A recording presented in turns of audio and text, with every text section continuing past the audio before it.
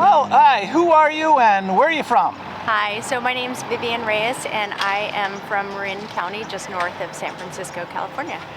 And I'm Sal Iaquinta, and I'm also from Marin. All right, and what do you both do?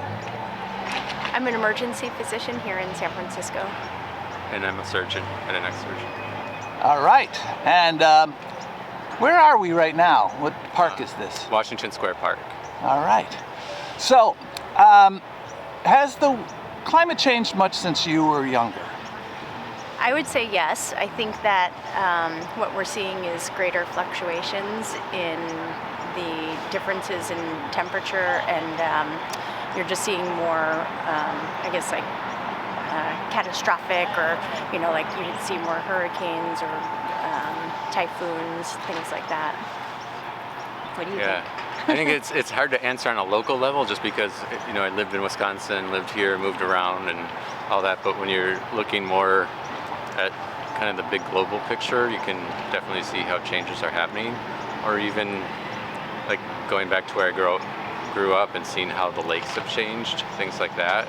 Great Lakes? Yeah, I mean there's a zillion lakes in Wisconsin, but yeah, you see how they changed, and so yeah, it's changing. And okay, and then on an everyday basis, do you worry about climate? And on a scale of 1 to 10, 10 being the most worried, where do you put yourself? So I put myself at an 8. I do worry about it every day, especially in the summer. We live in an area that is heavily wooded, and as many know, there's a lot of wildfires. So during the fire season, I'm particularly worried. And even when we, like in rainy season or in the winter, now it's been raining a bunch. So I think, oh my gosh, that means there's going to be all this tree growth, and it means that our fire season's going to be worse. So I would say I'm an 8, and I do think about it almost every day. Wow. Yeah. How about yourself? I'd put myself at a 6, but I am, aware of that for the same reasons. But it's, I don't know, I think it's my nature to try to not worry too much about things I can't control. I see. And then what about the future? Are you optimistic or pessimistic, and is there anything we can do about it?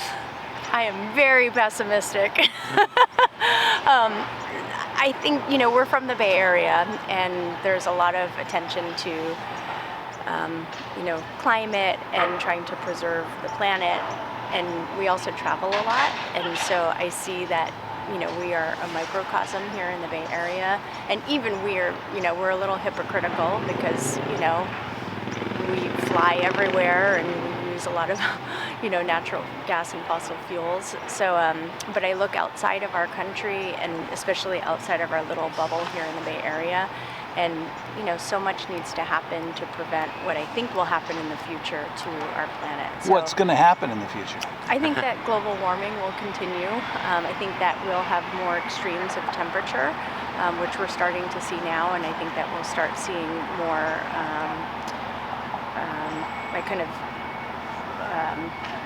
I guess extremes. I'm come from a disaster background, so I think more natural disasters, but related to climate. So I think that's what will happen.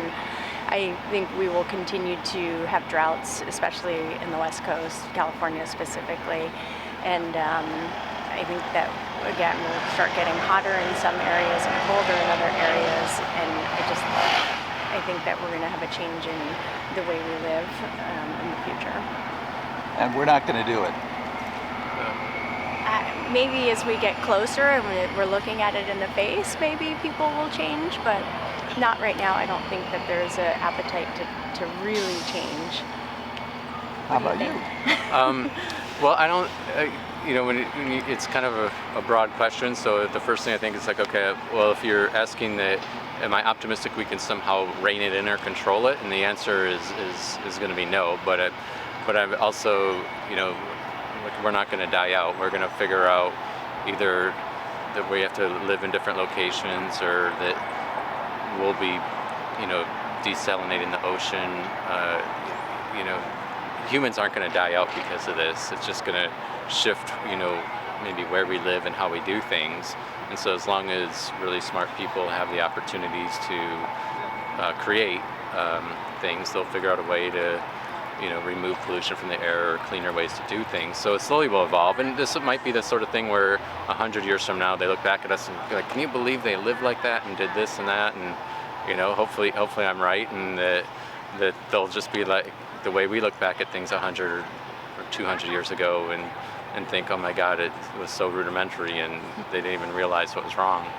And, I think part of it's just a generational change, is if you grew up in the 80s or 90s or afterwards, you've learned about this thing. Whereas if you grew up in the 50s or 60s, the mentality was that we're here to dominate Earth. That was the teaching. Like it was revolutionary in the late 60s or 70s to start thinking about environmentalism. So just as time moves forward, that generation will be gone and it will be replaced by a generation who thinks about it a lot. So I'm optimistic that we'll change, but we won't actually stop climate change. All right. Well, you can write a book for that. You got enough there to go a long way. Right here on the 15th of April in San Francisco, California. Thank you very much. Each in some sushi or a bowl of clam chowder and a bread bowl, and then also one of them was to come to this Washington Park. Yeah, so that's say why is here. Washington Square Park not a square was the question. It's a rhomboid. Yeah, Columbus cuts through on an angle. So yeah, each leg has different things. Some of them are more adventurous than others. We're hoping we don't have to eat bugs on a stick or anything, but we might. But the part I was going to say was, it's a little bit hypocritical because we are flying and we're using a lot of fossil fuels to do so. Yeah. And how do you sort of make that right in your head? So we pay for these offsets, but, we still create quite a footprint. That was a nice addition that they did, was to pay for the carbon offset, which I think is great, because if you can afford the luxury of travel, you can probably afford to do that too, and you have to start somewhere, because that's the whole problem, I think, coming from a really conservative Wisconsin background and then coming here, which is the exact opposite, is if you really care about the environment and you pay attention to everything, it means that you kind of become a basket case and do nothing, because everything you do is essentially, just our existence is essentially destroying things, just the sheer number of people. So you have to have these balances, and that's where I said I'm not very stressful because of that, because you have to be like, look, I have to live my life, but can I do things in a more responsible way? If everyone could just shift their responsibility a little bit more, we'd make giant steps. It's not an all or none, because it can't be. You still have to bring your kids to school or wherever, and it's going to be in a car, and not everybody has a battery, solar powered car yet. Right. And what's the name of the program again? I tried to focus in on it, but I lost the picture. It's the Global picture. Scavenger Hunt. Okay.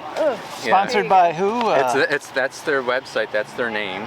Global And Scavenger. the person who organizes it used to live here in San Francisco, so he likes to start out in San Francisco. And he calls it a taste test of the world. That you go and see all these different places. 2 days in one country, 3 days in another, and just keep moving. All right. Hey, thank you very much. Thank you. Bet.